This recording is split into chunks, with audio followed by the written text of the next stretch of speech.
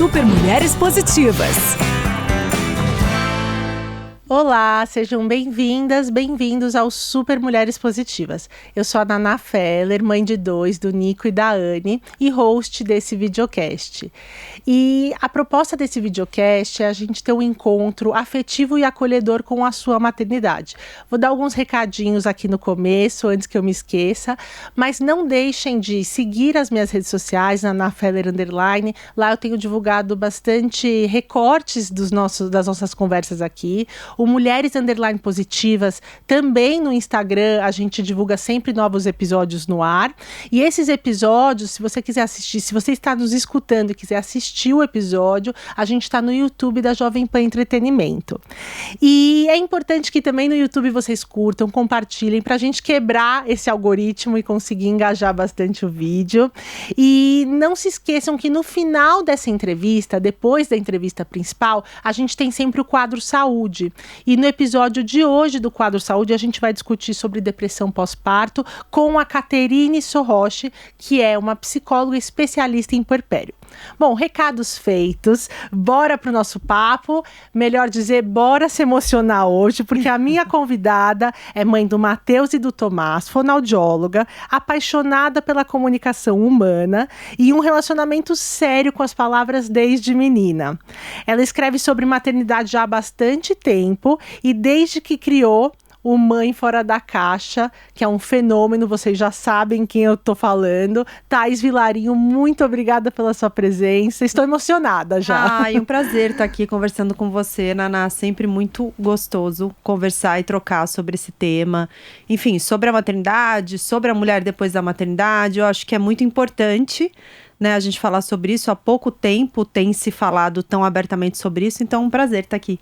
Bom, e falar sobre maternidade é com você mesmo, né, Thaís? Você já esteve em vários programas, vários podcasts, inclusive falando sobre a sua trajetória como escritora, autora, influenciadora realmente desse universo da maternidade. E hoje eu queria fazer uma proposta diferente para nossa conversa, porque muitas pessoas já conhecem, então, a sua história, como você começou, até virou o teatro e logo depois a gente vai falar um pouquinho sobre o filme, virou peça e o filme, mas eu queria, junto com você hoje aqui, que é especialista em nos emocionar, né, então sempre que as pessoas leem os seus textos, se conectam, eu falo, né, que você escreve do seu coração materno para o nosso coração materno. Sim. Então a minha ideia é tentar entender o que essa entidade Mãe Fora da Caixa provoca na gente, né? Como que... Porque hoje esse Mãe Fora da Caixa é de todas nós, me parece. Sim, essa era a sua ideia é uma inicial. grande comunidade, né? Isso, de mães ali. Sim. E aí eu queria que a gente provocar esse resgate em nós, mães e mulheres, para o simples, para a troca de afeto, de encontro e de memórias afetivas que a gente constrói com os nossos filhos. Sim. Porque tem um texto da Thelma Abrão, que é uma educadora parental, que ela fala, super reconhecida nas redes e tal, mas ela fala, maternidade é amor, mas é também ciência. Só que eu acho que tem tantas mulheres pouco perdidas só na ciência, nos cursos e tal, que eu quero voltar para a parte instintiva e do amor. Sim, sim. E aí eu queria começar te perguntando, você se considera uma mãe emocionada? Nossa, eu me considero uma pessoa totalmente emocionada, né? Como diz meu pai, eu chorava muito, desde bebezinho eu chorava muito. Então eu falo assim, acho que eu tenho problemas com o nascimento, né? Logo depois que eu nasci eu chorava, e depois que eu virei mãe eu só chorava. Então eu tenho essa questão assim, eu acho que são duas coisas que eu tenho muito fortes, né? Porque a gente vai passando o tempo e a gente vai enxergando muito claramente as nossas fortalezas e as nossas fraquezas, né? Mas eu acho que essa questão, assim, da emoção é muito forte em mim. Realmente é uma coisa que é forte mesmo, que eu sinto, né? Eu sinto muito. Com intensidade. Me sinto totalmente emocionada. Sim. E eu tenho essa questão também muito forte, que isso vem desde que eu era pequena, dessa questão da empatia, desse olhar pelo outro, de se colocar no lugar do outro. Então, acho que são duas coisas que juntas, né, que são coisas minhas naturais, foram naturalmente funcionando ali no Mãe Fora da Caixa. Então, assim, como na minha época, que, né, 16 anos atrás, quando o Matheus nasceu, não existia nada que falasse, assim, dessa forma, Naná, que a gente tá falando verdadeiramente sobre maternidade. Então, era sempre tudo tudo muito romantizado, tudo muito, né, aquela mãe que ela precisa desaparecer por causa dos filhos. Então, era muito dessa forma. Então, quando a maternidade chegou pra mim e eu senti muito, muito mesmo, e eu falei assim, gente, que expectativa, da onde vem essa expectativa que eu tinha, né? E eu acho que vem muito disso, né? Vem muito dessa construção, assim, da maternidade, da mãe, que não tem que estar sempre tudo bem, tem que estar sempre muito grata. E a gente é muito grata. Obviamente, eu acho assim, a maternidade, ela me transformou de uma forma muito profunda. Eu fico até com medo das pessoas que me perguntam, você acha que eu devo ser mãe? Porque eu vou tendenciar a pessoa para ser, sabe? Ela transforma muito a gente, mas ao mesmo tempo... Né, tudo na vida, né, Naná? Tem os dois lados. Tem os dois lados, assim. E que bom que a gente pode falar hoje do outro lado, do lado B da maternidade. Do lado B da maternidade. A gente pode falar das duas coisas e que eu acho que é isso que é, né, o Mãe Fora da Caixa. Essa montanha-russa de emoções. Então, eu acho que eu, nos textos, eu trago muito, assim, né, eu entro ali dentro da minha cabeça, o que eu tô sentindo, o que eu tô vivendo naquele momento. Tento colocar ali pro papel, mas também sempre, de alguma maneira, trazer uma leveza. Uhum. Porque já tá pesado. Porque já né? A gente já tem essa questão toda da carga que a gente tem, dessa cabeça da mulher, que a gente tem essa coisa de querer dar conta de tudo, de querer fazer tudo, né? A gente já tem essa parte mais emocional dos homens que são mais práticos e mais lineares. Então, é um pouco isso. Mas, Thaís, os seus textos, eu acho que a sua linguagem do amor são as palavras, é a escrita. A gente vê a facilidade que sai. Realmente você consegue falar sobre o que você está sentindo e sobre o que a gente está sentindo e não sabia nomear. Você, na relação afetiva, né, na troca com seus filhos, como é? Realmente foram sempre as palavras, então você escrevia para eles. Como você demonstra essa troca afetiva com os seus filhos? Eu acho que vai mudando, né? Vai mudando muito. Porque só pra fazer um disclaimer, hoje eles são adolescentes. Tá. O Matheus, ele tem 16 anos, o Tomás tem 13. Mas eu acho que eu também sempre fui muito dessa questão do afeto, do abraço, do beijo, eu acho que é muito importante, assim, sabe? Esse afeto, essa história toda do colo, que pra mim eu lembro que eu lia, que né, ou escutava, vai acostumar mal. Eu falava, gente, que vai acostumar mal? Né? Como assim? Tava 9 meses dentro da minha barriga, ele, né, tem que estar no meu colo, tem que estar perto. Então, eu acho que toda essa questão, assim, do toque, né? Porque cada um é bom com uma coisa diferente. Mas eu sou muito, assim, do toque, do estar junto, do deitar no sofá, do fazer cafuné, sabe? E acho que agora na adolescência eles não gostam, mas, assim, não é que eles não gostam, eles não procuram tanto como eles procuravam, né? Que quando as crianças são pequenas, eles ficam assim pra gente, né? Tipo, pedindo colo e tudo. O tempo todo. Eu tô até com uma tendinite no quadril de tanto colo que eu dou. Eu imagino, Naná. Mas depois eu vou sentir falta dessa dor. Depois a gente sente falta. E assim, eu acho que não é que eles não gostam, porque eles foram acostumados com isso desde sempre. Mas é porque eles vão se descolando da gente. Eles precisam ir se descolando da gente, né?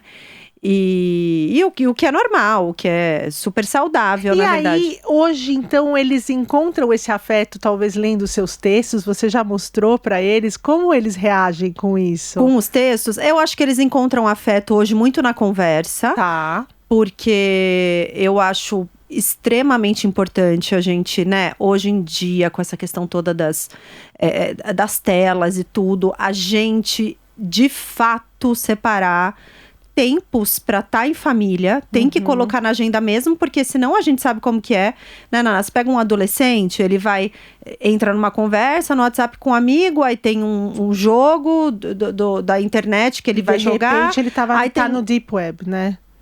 Sim. Entendeu? Aí, de repente, ele tem não, agora eu preciso fazer tarefa e tal. Não, então a gente tem, assim, lá em casa estabelecido uns horários, né? Então, o horário do jantar, ele tem 1h30, que é pra gente sentar na mesa mesmo. Sagrado. E conversar, sim, sagrado. Sentar na mesa, o horário é tal horário que a gente tem que estar sentado na mesa, porque senão vai passando. Então, acho que essa questão da conversa, eu acho que é uma forma de demonstrar afeto, porque eu vejo que eles chegam pra mim com muitas coisas, assim, bem pessoais e bem profundas, que não é...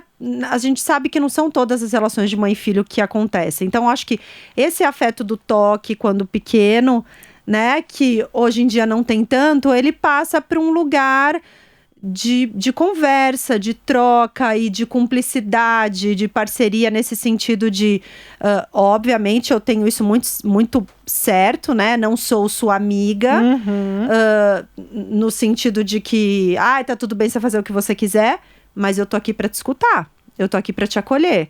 E eu também tô aqui pra te pontuar quando eu acho que o caminho tá meio esquisito. A escuta, ela é uma das maiores demonstrações de amor e afeto que a gente pode ter pelo outro. Mas é interessante você traçar aqui essa linha que começa muito forte com o beijo, com o abraço, com o afeto, mas esse vínculo tá feito, né? Tá Mesmo feito. que não exista mais tanto físico, as conversas, que é uma coisa mais do adulto, Sim, foi essa construção ao longo desses anos. com certeza. Eu queria, já vou mostrar aqui o livrinho. Bom, o primeiro, né? O primogênito principal. Mãe O Fora primeiro, da e agora Caixa. você vai contar daqui a pouco sobre os outros. Mas eu separei um trecho que eu queria ler e aí a gente comentar sobre ele. Claro. Maternidade sem culpa. Com o tempo, a gente aprende que ser mãe é instintivo e particular. A culpa só vai embora quando deixamos a maternidade fluir da maneira mais natural possível. Eu aprendi a ignorar pitacos e a rebater imposições. Precisamos nos defender de alguma forma. Precisamos ter orgulho da mãe que somos. Thaís, como você chegou nesse lugar? Demorou um pouco para chegar? Nossa, demorou muito. Porque eu tô aqui, eu tô querendo cortar alguns passos, sabe? Achar um atalho, né? Sim. Não, demora bastante, né? Eu acho que, assim, a nossa maturidade, né? A gente vai crescendo com os filhos, né? A gente vai amadurecendo com os filhos. Eu acho que com o tempo a gente vai aprendendo, sabe? Porque eu acho que no começo, né? A gente tá sempre eu falo isso, né? O bebê nasce, né? O filho nasce, mas a gente nasce como mãe. Então, assim, a gente acabou de nascer e o mundo não tem esse cuidado com essas mulheres, né? Então, assim, você acha assim, nasceu a mãe que se vire, a mãe que... Não é assim. O filho é da mãe. O filho é da mãe. Então, eu acho isso para a mulher bem pesado e eu acho que ali naquele começo a gente fica muito vulnerável. Então, qualquer coisa que falem dói muito na gente. Por quê? Porque a gente tá ali, a gente tá tentando, né? A gente, em meio a tantos desafios, né? A amamentação, o bebê, a privação de sono, a gente tá tentando dar o nosso melhor. Então, quando alguém vem e fala, dói muito, porque a gente ainda tá meio afoita, meio submersa. Mas aí, acho que quando o tempo vai passando e a gente vai percebendo que as coisas vão dando certo, de fato, né? Que a gente vai passando o tempo ali da nossa maternidade, a gente vai vendo, poxa, tá legal, né? Tô eu acho caminho. que exatamente, eu acho que aí, quando as pessoas falam, eu acho que a voz ela é muito mais baixinha. Sabe? Eu acho que, logicamente, né? Depende do que... Às vezes a família tem pessoas muito invasivas ou a mulher tem amizades muito invasivas que se metem muito. E aí eu acho que você tem que se colocar com mais firmeza e tal. Mas eu acho que, na maioria das vezes, as coisinhas que falam pra gente lá no começo e que tem uma voz tão grande, depois elas vão ficando muito pequenininhas. E aí essa coisa vai se diluindo e aí a gente vai confiando no nosso e aí a gente de verdade fortalece assim o nosso núcleo familiar, né? Porque no começo a gente tá, né, ali com parceiros muito inseguro de tudo. Aí a gente vai se fortalecendo e cresce como família. Eu acho que aí fica É uma fortaleza, né? Sim. É uma fortaleza. E além da fortaleza, você já começou falando aqui que uma das suas fortalezas era a empatia. E esse texto e muitos outros que você escreve, eu vejo uma empatia grande que você passou a ter consigo, né? Você tem essa generosidade que tantas mulheres, a gente consegue ser tão generosa com o próximo, com o nosso filho, Sim. com o nosso parceiro, e conosco a gente é cruel. Cruel. E eu era extremamente cruel. Acho que por isso que nasceu Mãe Fora da Caixa. Porque eu tinha essa questão muito engessada de, né, tudo é meio que isso, né? O livro, a peça, agora o filme, que é essa coisa muito engessada da gente achar que a gente tem um controle, da gente buscar a perfeição, de a gente achar que aqui, ó, nossa vida tá sob controle, aqui, ó, tá tudo sob controle. Aí o filho chega, pá! Mas assim, na cara da gente, né? E eu lembro muito isso no começo, eu tentando tomar o controle, igual secar gelo, e de repente tudo de novo. E de repente, não, agora ele tá bem. Não, agora ele tá com uma virose, não sei quantos de febre, tem que levar pro hospital. Blá, blá, blá, blá, blá. Então, assim, eu era uma pessoa muito perfeccionista e muito dura comigo mesma, sabe? Só que aquilo começou a me incomodar de uma forma tão grande, né? Porque não é só incômodo, né, Naná? Machuca a gente, assim. Que eu precisei ir quebrando, né? Com tudo, assim, né? Com essa questão, um exemplo, eu a vida inteira trabalhei fonoaudióloga, fiz mestrado, trabalhava em Campinas, em vários hospitais, não sei o que, não sei o que. Aí eu falei assim, não, agora eu vou ser mãe, agora eu não vou mais trabalhar. E aí a minha mãe falava pra mim, olha, não fecha, né, não fecha, assim, coisas na sua vida, não toma isso como uma coisa fechada. E aí eu tive que ir quebrando tudo isso dentro de mim, né? E como isso foi importante, tanto pra eu voltar a trabalhar, tanto dentro, assim, da relação com o meu parceiro, né? Dele poder, de fato, estar ali. Porque eu acho assim, a gente fala muito isso, né? Que pai não ajuda. A gente fala muito, eu falo isso muito no livro, na peça, que pai participa. Mas muitas vezes, e eu falo muito isso para as minhas leitoras, às vezes quando elas se queixam, mas você tá pedindo para ele o quê? Participação ajuda, porque se ele tá fazendo exatamente do jeito que você quer que ele faça, ajuda. Ajuda, total. Mas se ele faz do jeito dele, é participação. E os filhos precisam muito disso, isso é muito importante. Então, essa quebra, Naná, que eu fiz em mim, assim, dessa desconstrução e dessa humanização de quem eu sou e de que eu não sou uma desalmada sem coração.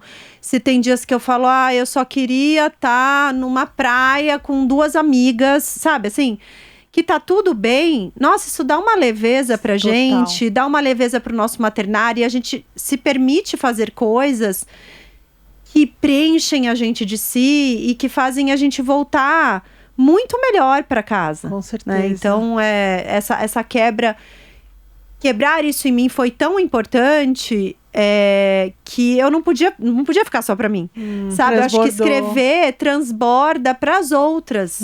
E é isso que eu sinto ali nos comentários dos textos. Eu falo, poxa, aí quando você vê um comentário assim, você fala, é isso. É isso. Ela mudou a chave, ou pelo menos ela começou a refletir sobre isso. Começou a refletir sobre esse tema. Porque tem um lado das redes que nos adoece, a gente fala muito sobre isso, mas tem esse outro lado que palavras podem nos curar. Tem. Né? Então Com eu certeza. imagino o orgulho e o quanto te preenche você receber esses retornos, esses feedbacks de pessoas que falaram, nossa, me curou um pouquinho aqui nesse lugar. Sim, eu acho que é muito importante a gente falar aqui, como a gente tá falando, né, com mães e muitas vezes mães recém-nascidas, como o nome do livro, como essa questão, assim, das redes sociais, né, profissionais, ou pessoas que estão ali falando e tudo sobre o tema, com esse olhar impositor, Naná, do tem que ser assim, é chocante como isso tem adoecido mães. Tem adoecido mesmo, assim. Então, por exemplo, o tem que amamentar, né, o tem que ser parto normal. Aí, quando não dá para ser o parto normal, as mulheres que são para estarem vivendo o dia mais feliz da vida delas, elas estão frustradas, porque elas têm que ter uma cesárea. Então, assim, olha como já começa a maternidade. Já começa com frustração, já começa do eu não consegui, né? Dessa questão toda. Era o melhor, tinha que ser assim, já começa assim. Aí vai pra amamentação. Aí, eu tava conversando até com uma enfermeira faz um tempo, da Santa Casa, e ela falou, Thaís, você não tem ideia do que tem de mãe, assim, que fica no tem que amamentar, e ao invés de soltar, né? Você soltar ali, tô aqui com o meu bebê, né? Vamos ver aqui como que a gente... vamos ver como que a gente se encontra aqui, né? Porque às vezes é angustiante mesmo esse começo. Eu lembro da minha primeira vez que eu consegui amamentar, o quanto foi custoso. Mas assim, elas não têm mais isso hoje em dia, como tem muita informação do... Eu tô aqui. É o meu bebê, ele veio pra mim... Eu tô aqui e eu lembro disso da minha primeira vez. Eu pedi pra todo mundo sair, pra todas as enfermeiras saírem, porque eu queria ficar sozinha com ele, porque eu precisava me encontrar ali com ele, né? E foi dessa maneira que eu consegui dar a primeira vez de mamar. Então, assim, eu acho que essa questão toda de você colocar...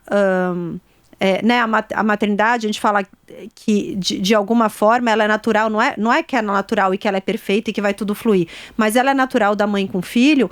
Como elas não estão tendo esse olhar, estão tendo o olhar do tem que, o especialista falou, eu vou anotar, eu vou não sei o quê, entende? Como se o filho fosse, sei lá, um estudo, que é importante estudar também, mas esse começo ele é muito instintivo, muito da natureza. E as mães têm adoecido muito. Então, assim, a minha fala aqui pra vocês é: estudem. Lógico, é muito importante a gente saber do parto normal, mas é muito importante a gente ter um plano B sempre, sabe, Naná? Porque daí a frustração, ela não é tão grande, né? E você não tem que nada que não cabe dentro da sua realidade, dentro do que você tá sendo capaz naquele momento. E acho que isso é o mais importante. Quantas e quantas mães amamentando, muitas vezes incomodadas, insatisfeitas, infelizes. O que aquilo vai agregar? Para fazer aquele checklist, né? Para fazer o checklist. O que aquilo tá agregando naquela relação mãe-bebê? Não tá agregando nada. Muitas vezes, eu dei, olha, eu tô falando, eu amamentei meus 2 filhos durante bastante tempo. Mas muitas vezes, a mulher infeliz ali, a gente não sabe o que ela passou na vida dela, para ela ter, às vezes, um desconforto ali com a amamentação. Muitas vezes, ela, né, você pensa assim... Às vezes ela amamentando na mamadeira, ela tá com a cabeça melhor. E isso é muito importante. Eu fiz um ano de psicanálise e é isso. A cabeça da mulher, ela precisa estar boa. Né? Porque ela tem uma simbiose ali com o bebê. Se ela não tá bem, o bebê não vai tá bem. De jeito nenhum. Então, não se cobrem tanto. Vocês não têm que nada que não converse aí com a realidade que você tá vivendo. E, Thaís, eu queria contar aqui um pouquinho do nosso bastidor, de como a gente se conectou. Eu postei nas minhas redes um vídeo onde eu contava que uma amiga minha falou pra mim: Naná, eu imagino que você, como uma mãe emocionada, que faz declarações cafonérrimas para os seus filhos e para o seu marido nas redes sociais, cheia de amor, nunca explode, nunca se estressa. Eu falei: o quê? Você acha que eu sou apaixonada 100% do tempo? Acho. Você acha que eu tenho paciência o tempo todo? Acho. E aí uma amiga nossa em comum te marcou ali. Sim. E eu imagino que ela se conectou talvez até com algumas conversas que ela deve ter tido com você. Então eu queria, como uma mãe super emocionada que você é, com textos maravilhosos, nos contasse a mãe que já explodiu em algum momento. Nossa Senhora! E se você tivesse até alguma cena, eu vi até nas suas redes que você contou um episódio com o seu filho mais velho, né? Que você até foi pedir desculpa depois e tal. Sim. Se você pudesse relatar sobre essa sua experiência. Nossa, eu acho que até eu postei um texto ontem de uma leitora minha que fala isso, né? O maior desafio da maternidade é a gente desconstruir a forma, né? Porque a geração passada era a geração do cala a boca, engole o choro e tudo isso. Era a geração, a gente foi educado assim. Então, assim, como que a gente faz pra fazer diferente se tá impresso assim na gente? Se é o que a gente conhece. Se é o que a gente conhece. É muito difícil, né? E a gente, e eu acho que o mais legal disso tudo, eu acho que o que dá um alívio pra gente, a gente fala assim: bom, a partir do momento que eu sei a direção, né, que eu não quero que eu não quero me comunicar com gritos, que eu não quero explodir, que eu não quero tudo isso. Não é que a gente mudou uma chave e você vai conseguir fazer para sempre. Não é, porque às vezes a pessoa ela se frustra por isso. Eu não consigo, olha lá, eu fiz, já era. Gritei. Mas não é isso, nós somos humanas, uma hora ou outra vai acontecer. Mas eu acho que é o processo de tentar, né? Da gente tentar todos os dias. Mas assim, várias vezes, né? Tem muito aquela questão de quando eles são pequenos, né? Às vezes a gente vai pegar na escola e vem de mau humor. Aí e aí a gente respira e a gente fala, calma. Acabei de pegar na escola, tal, conversa, fala. Ai, vai tomar banho não, vai não sei o que não, vai não sei o que não, vai não sei o que não, mas vai fazer alguma coisa. Quantas vezes, né? E na adolescência também, por exemplo, se você fala um não, você dá uma justificativa para aquele não, que eu acho que é super importante. Né? Não é não e tá acabado. Sempre tem um motivo pelo não. Não vai chegar a tal hora porque é perigoso explicar que ele já tem esse discernimento. Exatamente. Olha, você não vai nessa festa porque essa festa não é pra sua idade, por exemplo, né? Sim. Não, porque é em um lugar perigoso. Não. E, lógico que tem, né? A gente já foi adolescente, tem a bateção de porta, a gritaiada e não sei o quê. E a gente se coloca muitas vezes, consegue manter a tranquilidade, mas muitas vezes né, o adolescente ele te ofende e você também, né? Não é, né? Não tem sangue de barata. É uma pessoa ali. Mas eu gostei muito da sua estratégia que você contou, que parece que você teve algum desentendimento com um dos meninos, e aí depois quando você foi pedir desculpa, ele falou, mãe, tá tudo bem. Você falou, não tá tudo bem, eu quero me desculpar. Você mostrou também olha, não aceite, né? Não aceite quando, de repente, eu passei de algum limite. Eu tento fazer isso já com pequenos, mas eu acho legal, principalmente com adolescentes, a gente mostrar quando que a gente também não é perfeita. Que a gente não é perfeita e até para os relacionamentos que eles vão vir a ter. Sim. Né? Para não achar que tá tudo bem a pessoa ficar passando do ponto o tempo todo, porque fica perigoso, né? Aí já fica perigoso. Mas eu sempre tive isso de pedir desculpa, assim, de me sentir mal, né? Porque a gente se sente. E de sempre pedir desculpa. Mas dá um alívio pedir desculpa? Não dá. Nossa, lava a alma. Lava a alma da gente, fica tranquila. E geralmente... E eles desculpam. Não, quando eles são pequenos, então... Não, o meu marido fica 1 ano com a cara barrada se eu peço, né, depois de fazer uma coisa. Meu filho já realmente tá tudo bem. Exatamente. Aí falam do amor incondicional que é da mãe. Eu não acho que é da mãe. O amor incondicional é deles com a gente. É verdade. Porque a gente já tem, né? A gente já tá aqui há mais tempo. A gente já tem toda uma construção, a gente tem dores, a gente tem feridas, a gente tem coisas. Gente, a gente reclama quando acorda de madrugada, muitas vezes pra ter que... Não, tem que amamentar, acordou de novo, acordou antes do tempo, né? Eles não se queixam de nada, eles só se entregam pra gente, né? Desde que eles são bebezinhos, se entregam. Sim. Eu tenho uma surpresa pra você e pras nossas ouvintes. Vou passar um vídeo, pedir pra 2 amigas minhas que são super fãs dos seus textos, leram igual e são mães emocionadas também. Eu escolhi a dedo por isso. E eu vou passar o primeiro vídeo, que é da Kelly. Eu sou Kelly, mãe do Eduardo, meu menino de 4 anos. Hoje leio para vocês um texto que me identifico demais, que é da mãe fora da caixa. Sinto uma saudade imensa do meu filho, mesmo com ele sentado bem juntinho de mim no sofá. O garotinho que ele era já não está mais por aqui. Se foi junto com os anos que ficaram para trás. Mora no passado.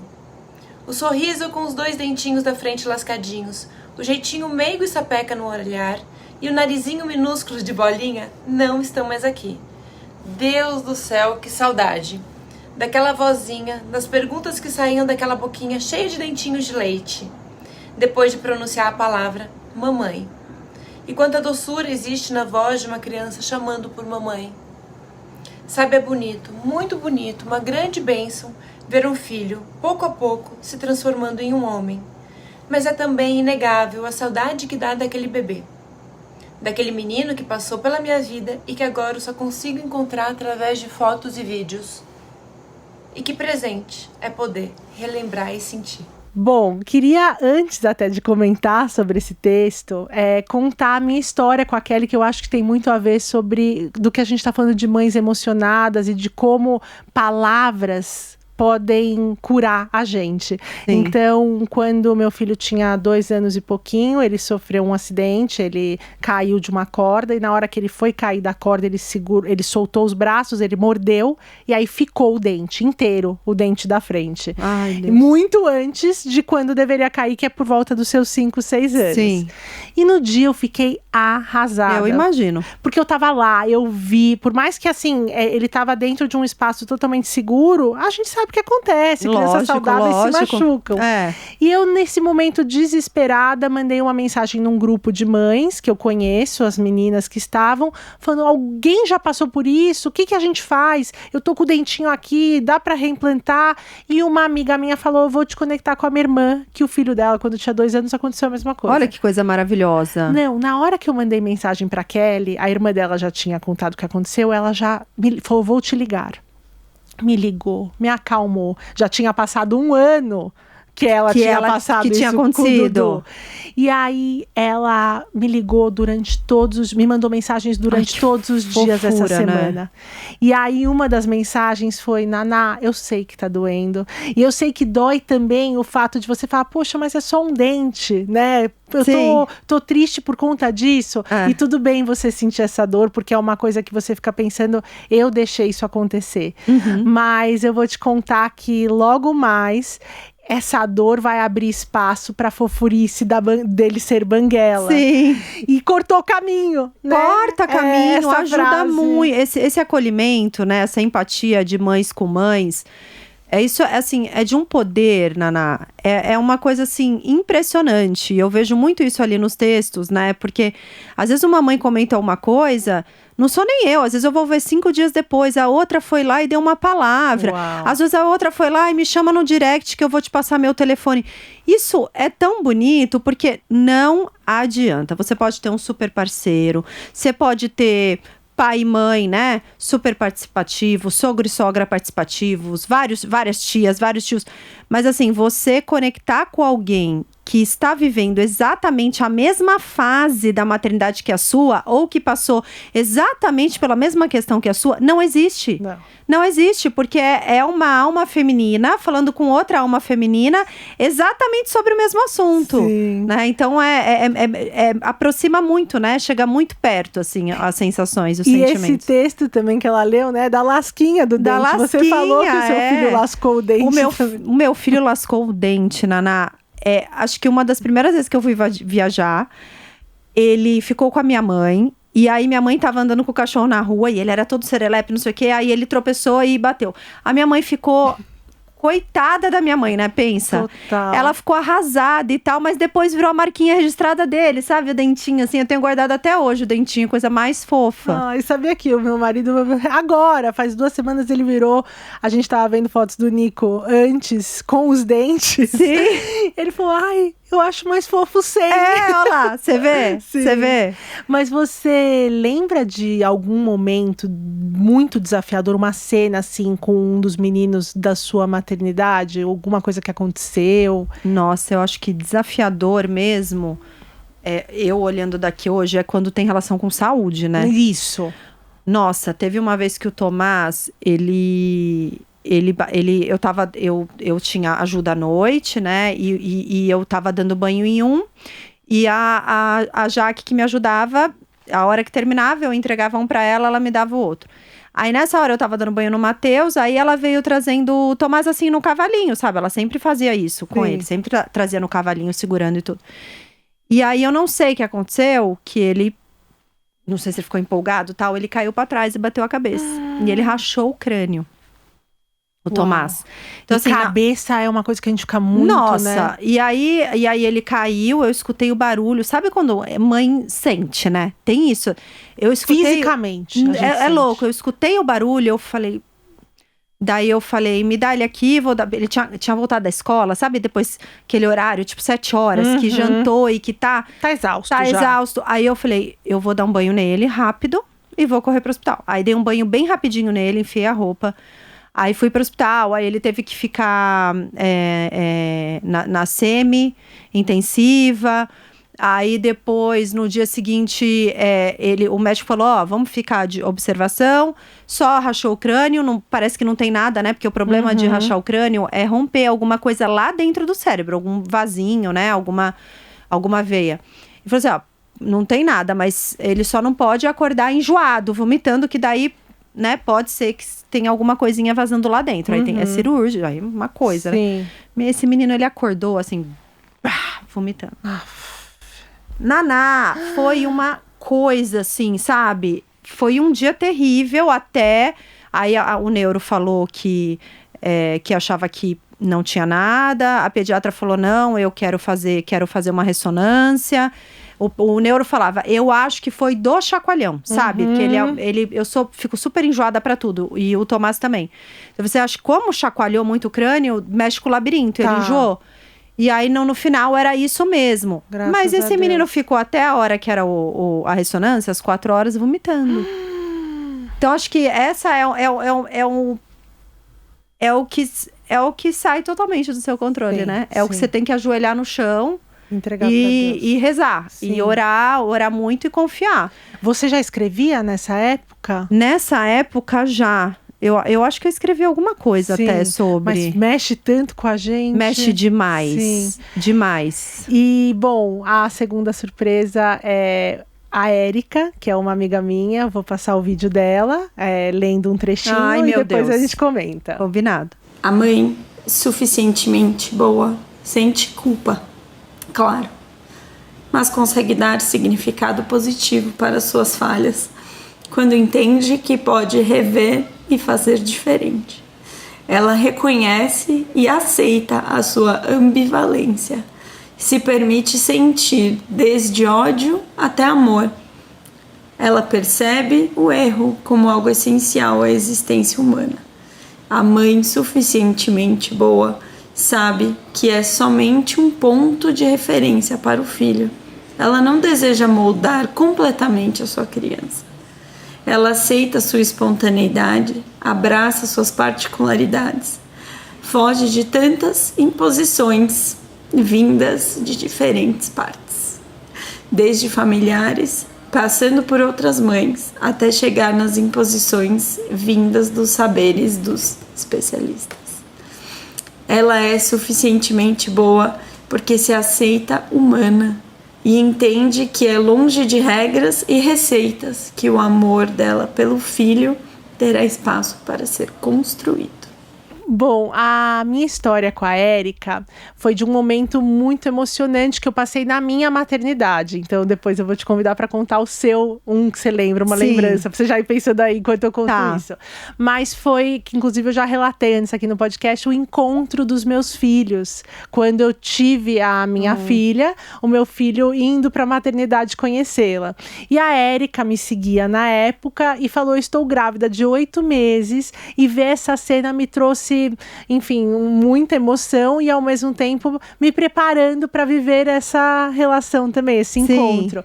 E aí, por coincidência, depois de quase 1 ano, eu coloquei o meu filho para estudar na mesma escola que está o filho da Érica, então hoje nós somos super amigas. Legal! De novo, esses encontros que as a maternidade... coincidências que não são, né? Sim, que a gente sabe que não são isso, coincidências. Perfeito. Mas aí eu queria te convidar para contar pra gente um momento, uma cena emocionante que você se lembra da sua maternidade. Eu acho que cena emocionante, eu acho que tem isso, né? Envolve os dois, assim. Então, na verdade, o Matheus conheceu o Tomás, que você tá falando dessa história, assim, pelo vidro, eu não tava, né? Que foi aquela hora depois, né? Do parto, que o bebê, que naquela época o bebê ia pro berçário, a mãe ficava sozinha, pobre coitada, lá no centro cirúrgico. E ainda bem que mudou. Ainda bem que mudou. E então eu não tenho muito essa coisa, assim, eu lembro quando ele veio vindo, mas assim, cenas, né, observar eles dois, assim, sabe? É simples, né? É muito simples, assim, sabe? Eu observar, né, quando eles eram menorzinhos, os abraços, o Matheus tentando pegar o Tomás no colo, o Matheus que teve essa doçura, né? Porque quando o Tomás nasceu, o Matheus tinha 2 anos e 11 meses, era um bebê, né? Era um bebê. E ele, assim, a gente sempre conversou, tudo muito minuciosamente com ele. Eu tenho até um livro infantil que chama Agora Sou o Irmão Mais Velho, que é exatamente para esse momento, porque eu acho que a gente lidou de uma forma bem legal com isso, de deixar ele pegar, deixar ele mexer, entender que aquele bebê faz parte agora de uma família que ele já tá ali. Então, assim, eu lembro de uma cena do berço, assim, de eu chegar... eu não tinha preocupação que o Matheus ia fazer alguma coisa com o Tomás, sabe? E aí ele falou, eu vou lá ver meu irmãozinho. Acho que eu tava terminando de escovar o dente, aí quando eu cheguei, ele tava dentro do berço de mãozinha dada com o Tomás, sabe? Nossa, aquilo, tipo, eu tirei foto até na hora. Sim. E acho que a gente tem que tirar foto, né, Naná? Tirem fotos, pelo amor de Deus, se coloquem nas fotos. Mas aquele momento, assim, é um momento que enche, né? Explode o coração, sim, transborda, né? Sim. É muito gostoso. Hoje de manhã, que engraçado isso. Meu filho acordou e falou assim, me coloca no berço da Anne. Aí óbvio, eu com dor na coluna coloquei, porque é isso, é uma cena tão bonita. É, coisa mais linda, né? E...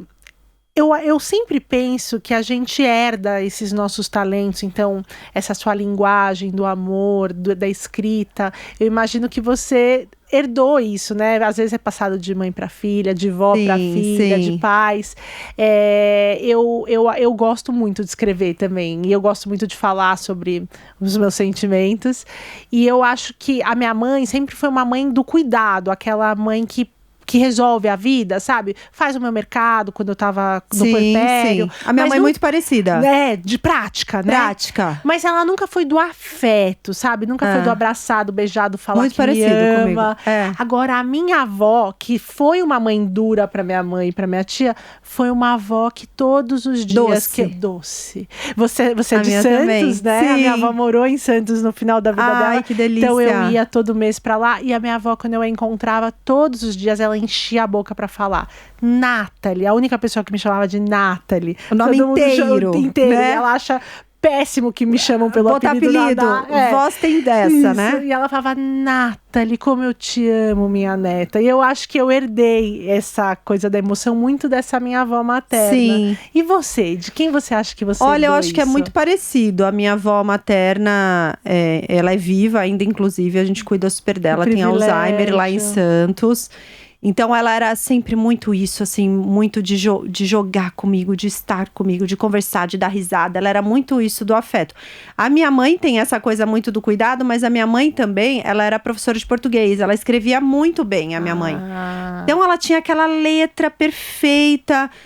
Tudo que ela escrevia eu achava maravilhoso, eu lia aqueles textos dela, achava maravilhoso, e aí eu ia passar férias em Santos, ficava na casa da minha avó, e eu fingia que escrevia livro, sabe, grampeava, pra ela ler, porque eu achava a escrita dela linda, então, nossa, se ela gostasse da minha, né, então acho que é uma mescla das duas coisas, assim. Sim, veio a praticidade de um lugar e o afeto do outro, que exatamente. Legal. E Thaís, bom, eu tô aqui com um roteiro cheio de perguntas, mas a nossa conversa fluiu tanto, foi tão bom, mas eu não queria deixar de falar do filme. Claro! Porque é uma oportunidade tanto para você falar para as pessoas que te acompanham sobre o filme, e eu tô super curiosa, porque eu fui na peça quando eu tava grávida do meu primeiro filho, eu não sabia o que me esperava, então entrou num lugar muito mais de humor pra mim do que de emoção.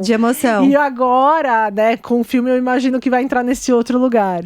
Então, a peça a gente tá voltando agora para fazer uma temporada. A peça, ela tem essa montanha-russa de emoções, né? A Mia é muito maravilhosa, incrível, eu acho que é uma catarse mesmo. Todo mundo que vê a peça fala, gente, como que ela faz isso? Como que ela faz? Parece que ela entrou na minha cabeça, né? Ela tem esse poder.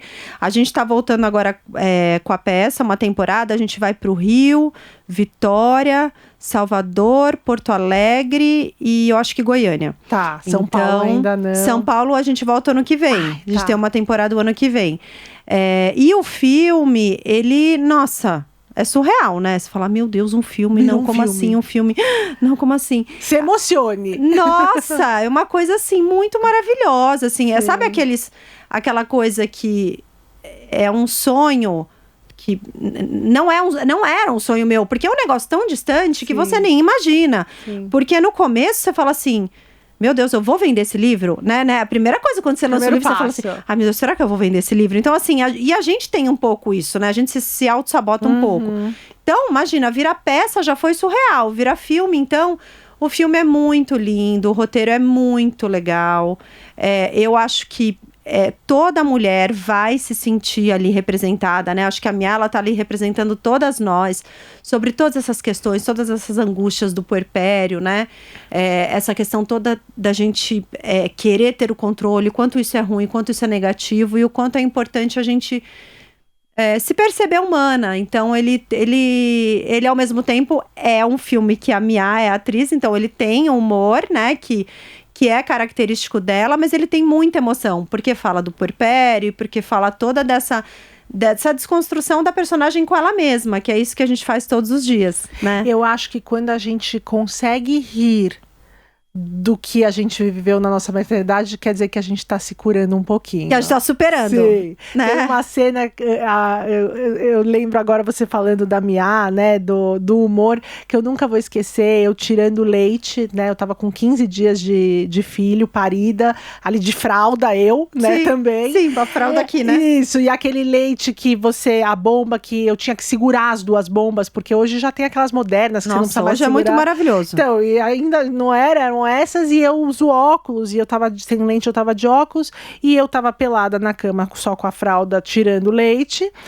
e com as duas mãos ocupadas, e o meu marido entra, e eu tô tentando segurar o óculos, e o óculos caindo.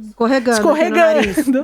Aí eu, já chorando, arruma meu óculos, porque nem o óculos eu consigo arrumar. E aí hoje a gente ri disso, né? Mas porque não é o óculos, né, Naná? Não é o óculos, né? Perdi minha autonomia, né? Que é a minha liberdade. Mas, e aí o filme lança quando? Tem já data prevista? Então, a gente ainda não tem data. Acabou de rodar ontem, na verdade. A gente ainda não tem data. Mas eu acho que provavelmente, né, o ano que vem, essas coisas demoram um pouco, né? Pra editar e tudo. Bom, mas vamos logo te mais, acompanhar. Logo mais. Vamos te acompanhar, que você já tá postando um pouquinho, falando sobre. Quando tiver realmente data, você vai compartilhar nas suas redes. Com certeza. Thaís, uma honra, um prazer enorme, emocionada em te receber aqui hoje. O prazer é todo meu, foi uma delícia o papo, muito gostoso. Já imaginava que seria, mas foi melhor ainda do que eu imaginava. Obrigada, Naná. As pessoas, vou convidar todo mundo para seguir a Thaís. Quem, alguma desavisada aí, que não a conhece, que não a segue, @Mães Fora da Caixa. São textos lindos dela e curadoria de textos de outras mães e mulheres também, que com certeza vão te emocionar. Fique conosco, que a gente já vai entrar no quadro Saúde agora, para falar sobre depressão pós-parto com a especialista psicóloga em puerpério, Caterine Sorroche.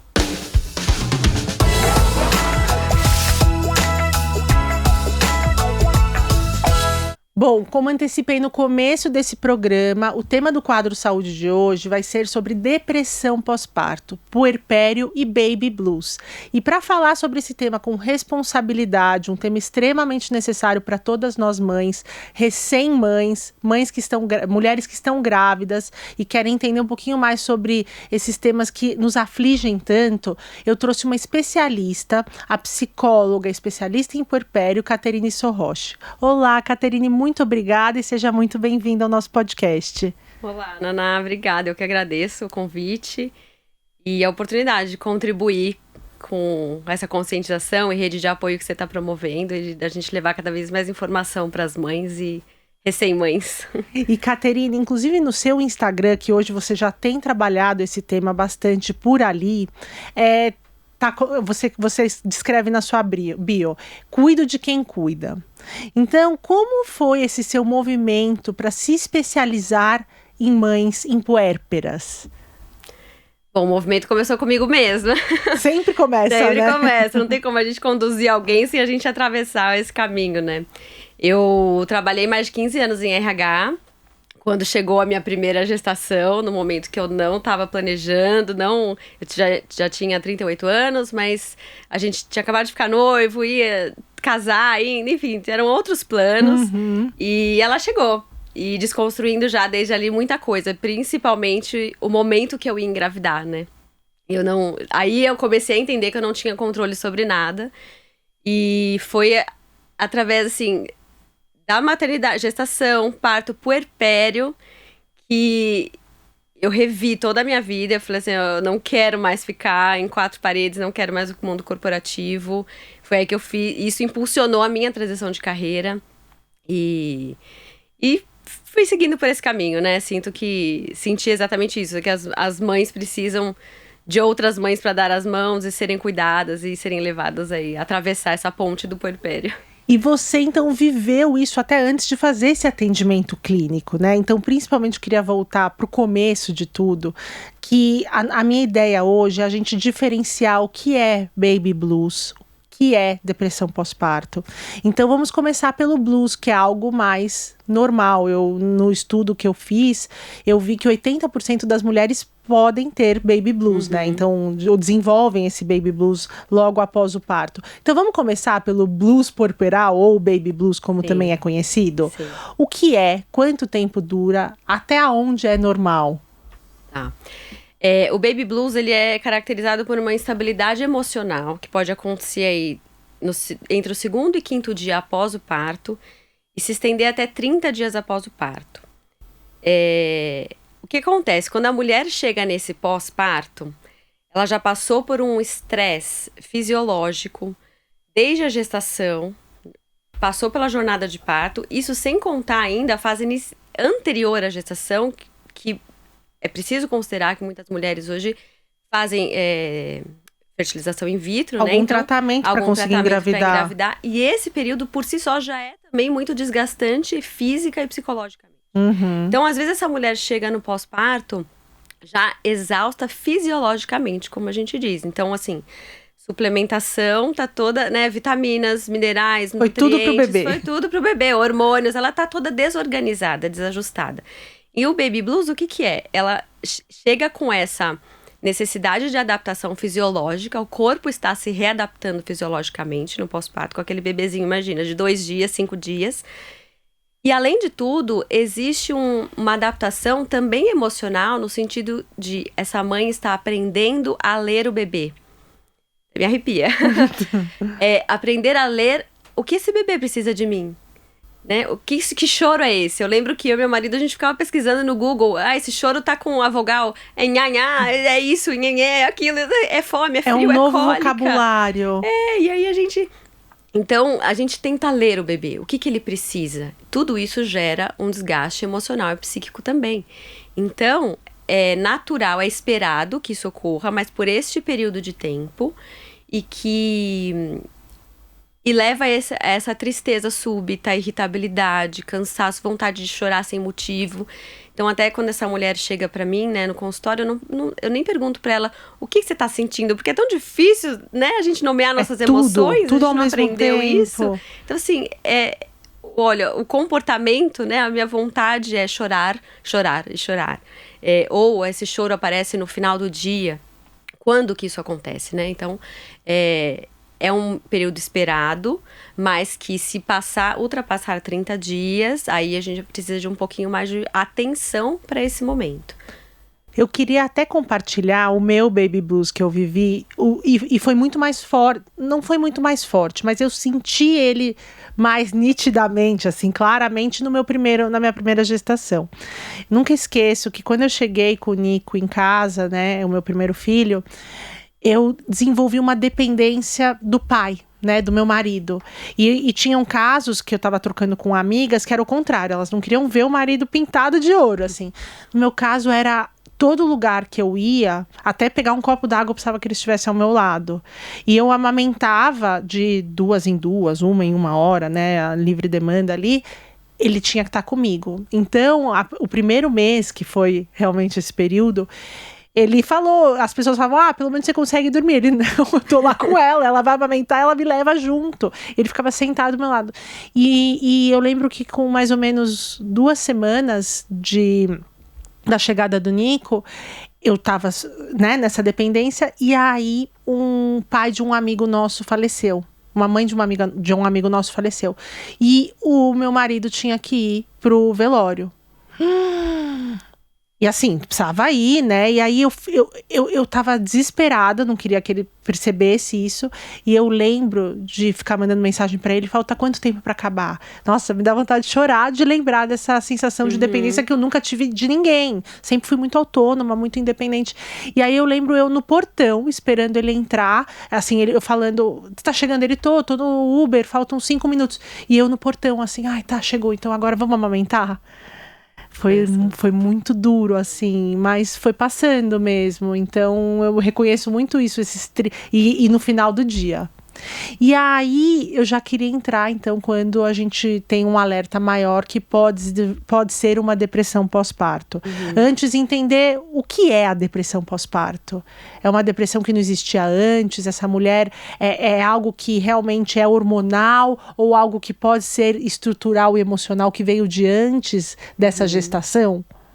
Então, a depressão pós-parto, hoje em dia a gente já fala até em depressão perinatal, porque ela pode começar, inclusive, já na gestação.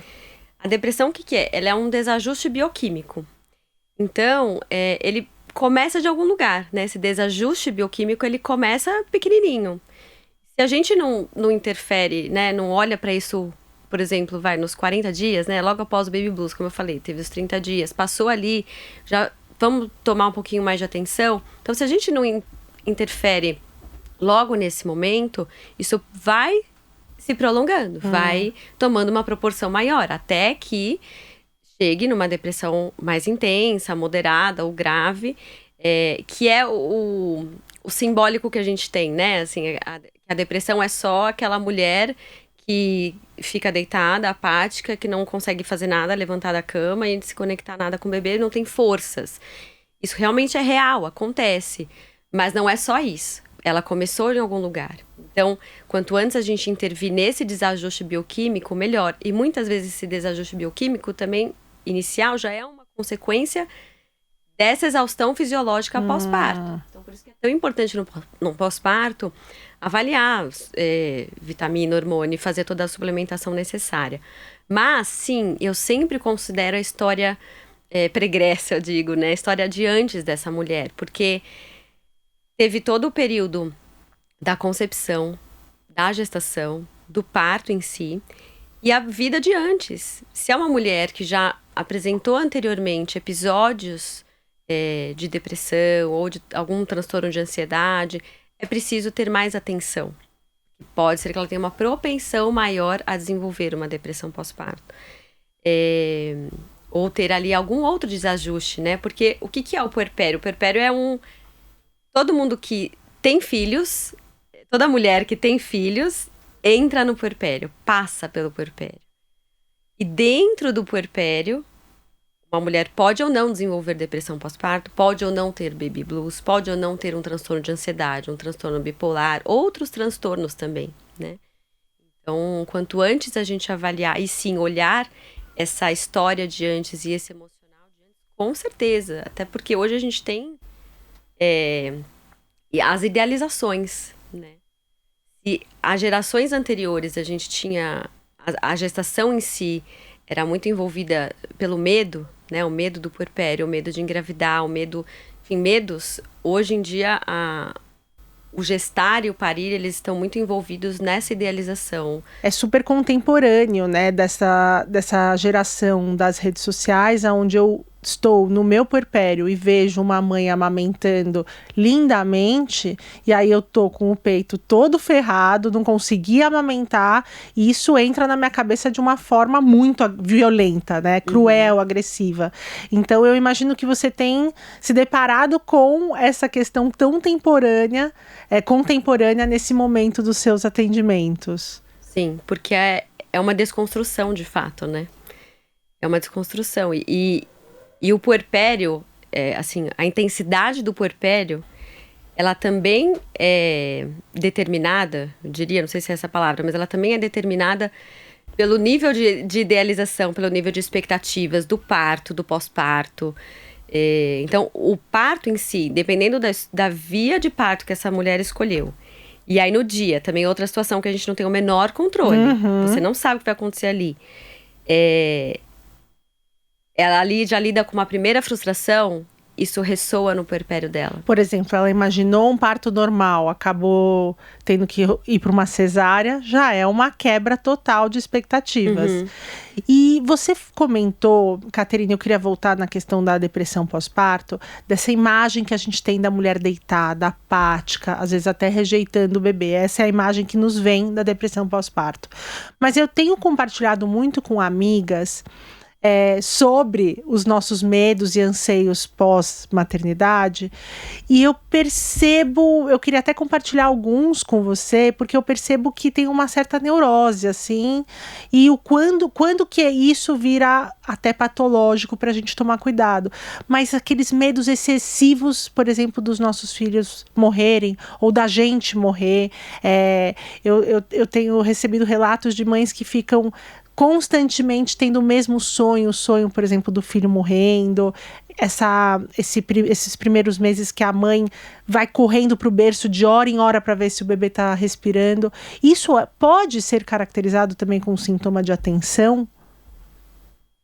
Pode, eu diria que sim. Acho que, e até para isso, né, que eu trabalho, essa psicologia do puerpério, que não necessariamente é uma depressão, não necessariamente né? é uma depressão, mas assim, o medo, ele também garante a nossa sobrevivência, né?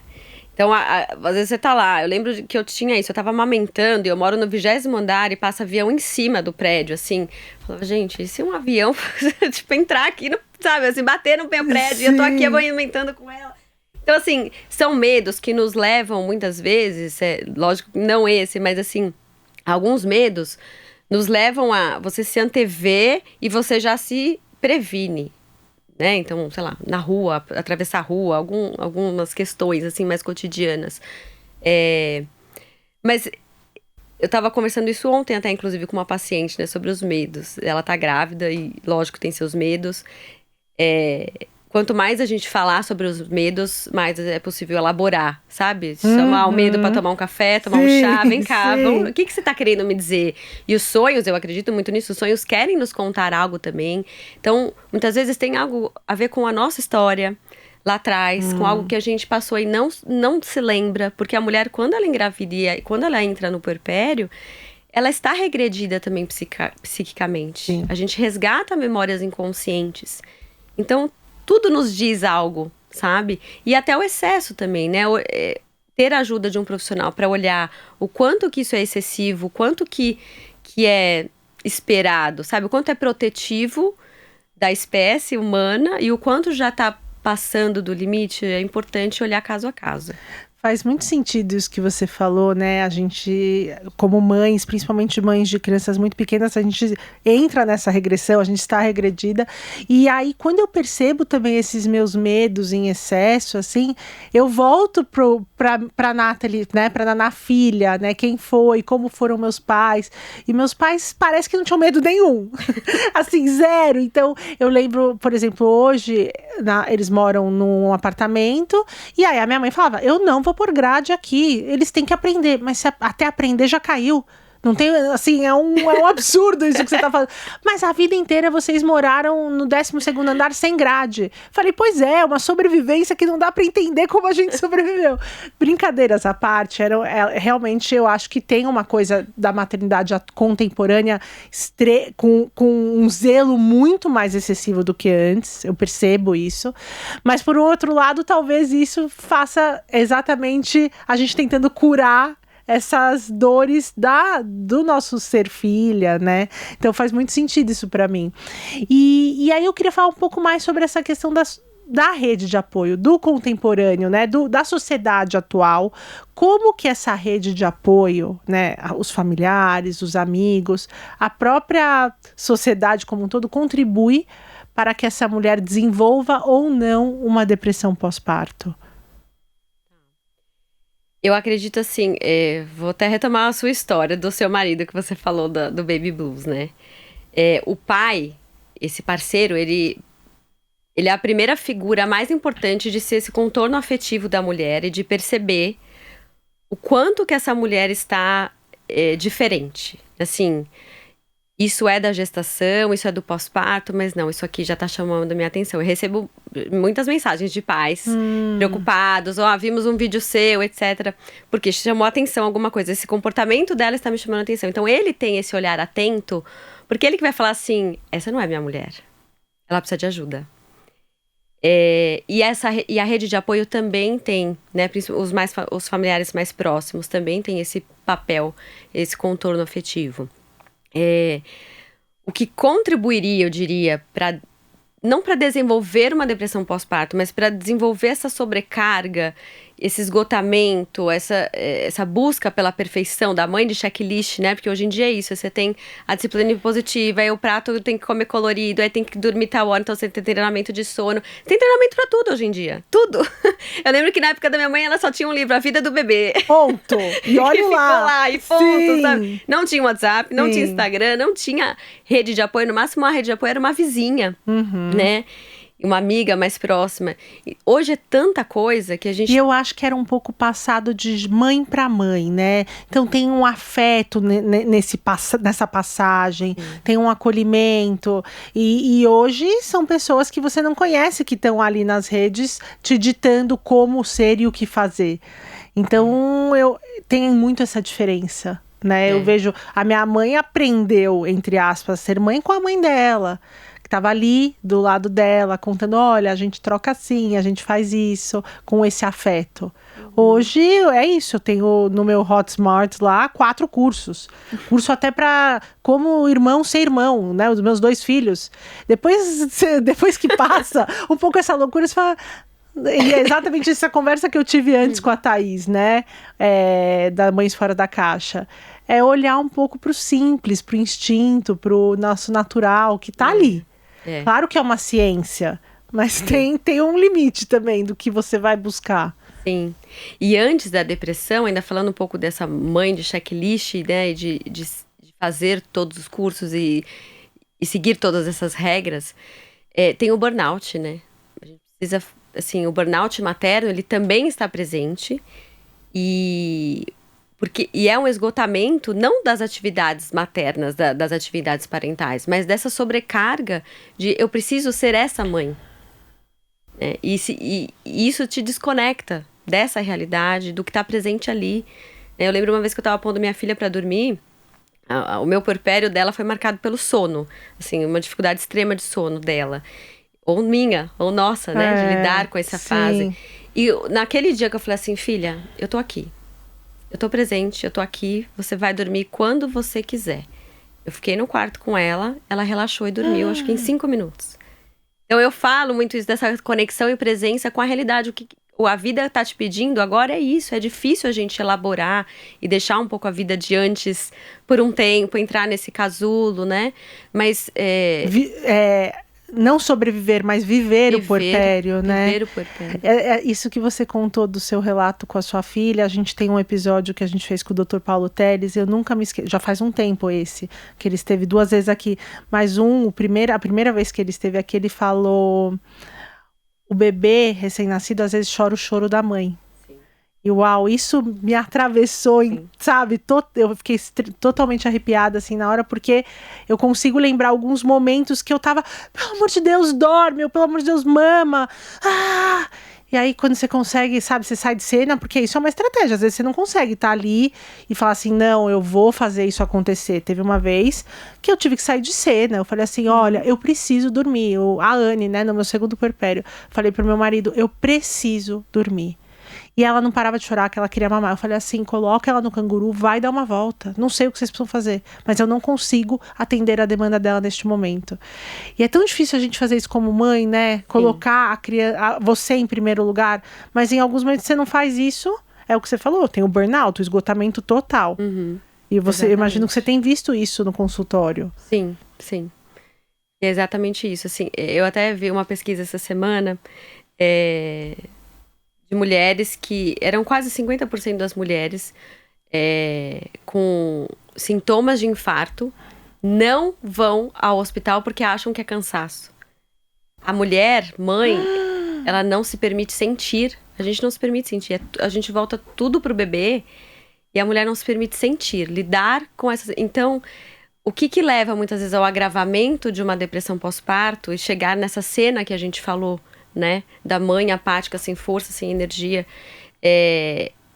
O que é muitas vezes não reconhecer que tem algo diferente logo no início do puerpério. E o puerpério psicológico, ele pode durar até 3 anos. Então, se você tem ali no início um puerpério psicológico não elaborado, não cuidado, né? Que é simplesmente entender o que se passa com a mulher em cada fase. Então, tem o baby blues, depois tem essa fase, depois tem essa fase. Atravessar isso com essas dores e emoções sendo engolidas, né? Isso pode vir a ser um estopim lá na frente, aí já é uma depressão agravada. Algo bem mais grave. Algo bem mais grave. E por fim, Caterine, eu abri antes dessa nossa conversa nas redes um quadrinho, né? Um quadrinho perguntando, alguém aqui na minha rede sofreu de depressão pós-parto, identificou isso? E veio um relato de uma mulher falando... Ninguém soube nomear isso na época, nem eu. E aí eu queria acabar essa nossa conversa falando exatamente sobre o medo da mãe de falar assim, de entender e de buscar ajuda, falando, não, realmente eu preciso de ajuda. Não sei se está em depressão, mas enfim, tá com uma saúde mental afetada, por medo de que isso signifique que ela não ama o filho dela, ou que ela não é uma boa mãe. Então, eu queria que você comentasse sobre isso, se você percebe isso também nas pacientes, esse medo. Eu percebo que as mulheres demoram para chegar e falam depois assim, se eu soubesse disso antes, teria sido muito melhor. É exatamente isso, entrar em contato com as emoções que surgem naquele momento. A gente não precisa nomear as emoções, mas é isso. Eu tenho vontade de chorar o tempo todo, eu sou feliz como mãe, mas eu amo meu filho, mas eu não quero ser mãe o tempo todo, eu quero minha vida de volta.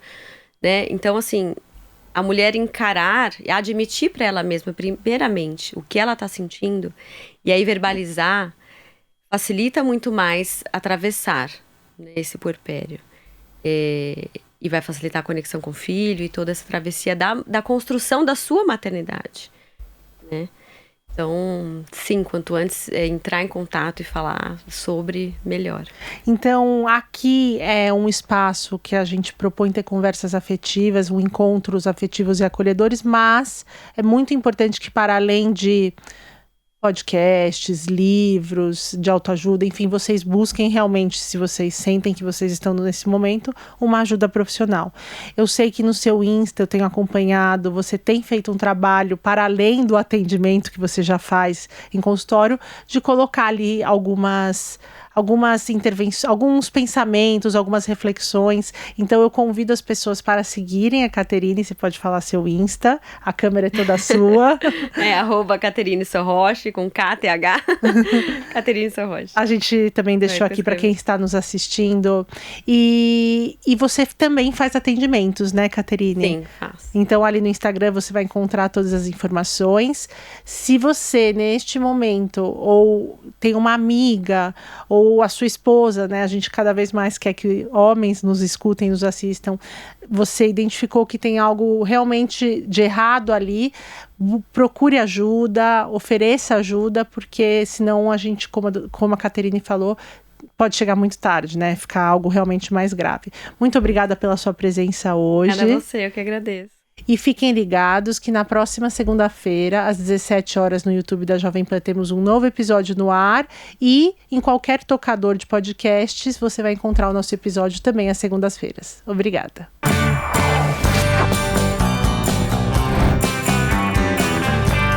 Super Mulheres Positivas. Realização Jovem Pan News.